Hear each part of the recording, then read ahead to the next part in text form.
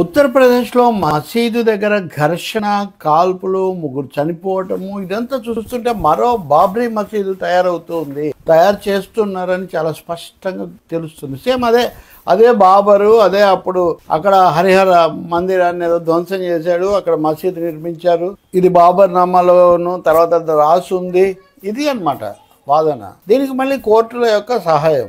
కోర్టుల సహాయం అంటే ఏ విధంగా? వాళ్ళ తీర్పుల ద్వారా.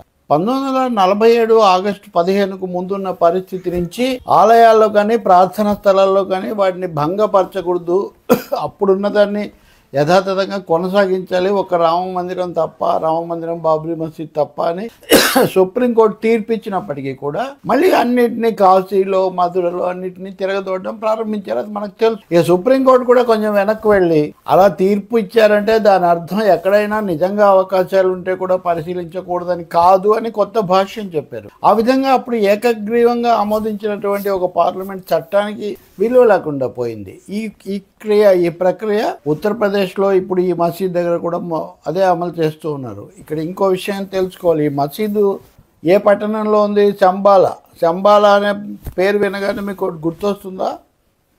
కల్కి సినిమాలో శంబాలా అదే పనిగా చెప్పారు కదా, అక్కడ కల్కి అవతారం అక్కడ మొదలవుతుందనో కథ. ఈ సినిమా కూడా దాన్ని ఆధారం చేసుకొని తీసుకొచ్చారు.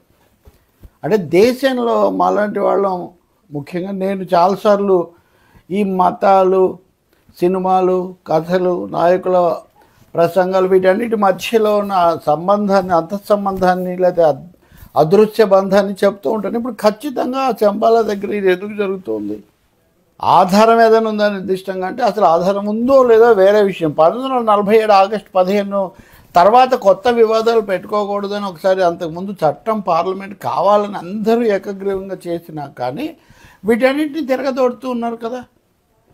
ఇక్కడ మందిరం ఉంది కాబట్టి సర్వే చేయమని స్థానిక న్యాయస్థానం ఆదేశించింది. ఒకసారి సర్వే చేశారు, రెండోసారి చేయడానికి వెళ్ళినప్పుడు అక్కడ నిరసనలు వచ్చాయి, ఆ నిరసనలు పెరిగాయి, కాల్పులు జరిపారు, ఈ గాయపడ్డాలు, చనిపోవడాలు జరిగాయి. ఇప్పుడు మళ్ళీ వాళ్ళు చేశారంటే వీళ్ళు చేశారు అని ఆరోపణలు. కాంగ్రెస్, సమాజ్వాదీ పార్టీ, ఇంకా ఇతర పార్టీలు, వామపక్షాలు అవన్నీ ఈ ధోరణిని ఖండిస్తూ ఉన్నాయి. మరోవైపున బీజేపీ, సంఘ పరివార వాళ్ళు ఇంకో విధంగా మాట్లాడుతున్నారు. మా మసీదు ఇది చేసి ఈ మసీదు కోసం మా మందిరాన్ని చేశారన్న పద్ధతిలో. బాబ్రీ మసీద్ కూడా ఇలాగే మొదలైంది కదా. అంటే 2027లో ఉత్తరప్రదేశ్ ఎన్నికలు జరిగేటప్పటికీ మళ్ళీ వాతావరణం ఉద్రిక్తంగా ఉండాలి, మతపరమైన విభజనలు పెరగాలి. దానికోసం సినిమాలు కూడా ఆ పేర్లు, ఆ ఘటనలు వాటితోనే తీసుకుని రావటం. ఇప్పుడు ఇంకోటి కూడా, మొన్న హైదరాబాద్లో ఒక సినిమా ప్రదర్శించారు, సబర్మతి ఫైల్స్. అప్పుడు గోద్రా ఘటన గుర్తుంది కదా, ఆ రైలు బోగి దగ్ధం, దాని ఆధారంగా ఆ ఫైల్స్ ఇవి. అంటే ఏదో ఒక విధంగా వాటిని పెంచే ఒక ప్రయత్నం జరుగుతుంది. దీంట్లో ప్రతిసారి ఒకటే తప్పని చెప్పలేము, కానీ మొత్తం మీద కేంద్రంలో, రాష్ట్రాల్లో అధికారంలో ఉన్న చోట ఈ లక్షణాలు పెరుగుతున్నాయి. సహజంగా ఈ మెజారిటీ మతతత్వం, మైనారిటీ మతతత్వం, ఆ శక్తులు ఒకరికొకరు పైకి వ్యతిరేకంగా మాట్లాడుకుంటూ ఉంటారు కానీ, విమర్శించుకుంటుంటారు కానీ, ఒకరు చేసేది ఇంకొకరు ఉపయోగించుకొని రెచ్చగొడుతూ ఉంటారు. ఇప్పుడు ఉత్తరప్రదేశ్లో వచ్చింది చాలా ఆందోళనకరమైన పరిస్థితి. దీన్ని ఇప్పటికైనా ఇక్కడికిక్కడే దీన్ని ఆపేసి ప్రశాంతతను నెలకొల్పాల్సిన అవసరం ఉంది. బీజేపీ లేదా ఇంకా ఇతర శక్తులు, వాళ్ళ రాజకీయాలు ఎలా ఉన్నా కానీ స్థానికంగా ఉన్న మతపరమైన వర్గాలు ప్రశాంతతను కాపాడడానికి ముందు ప్రాధాన్యత ఇవ్వాలి. సుప్రీంకోర్టు కూడా తను అప్పుడప్పుడు చెప్తున్నటువంటివి, అలాగే కొన్ని హైకోర్టులు ఇస్తున్న ఆదేశాలు, మధ్యంతర ఉత్తర్వులు, తిరగదోడ్డాలు ఎక్కడికి దారి తీస్తున్నాయో అర్థం చేసుకోవాల్సిన ఒక అవసరం కూడా ఉంది. అందరూ కలిసి చేసిన 1947 ప్రార్థనా స్థలాల చట్టం, దాన్ని 1991లో చేశారు. దానికి కట్టుబడి ఉంటే ఈ సమస్య ఉండదు.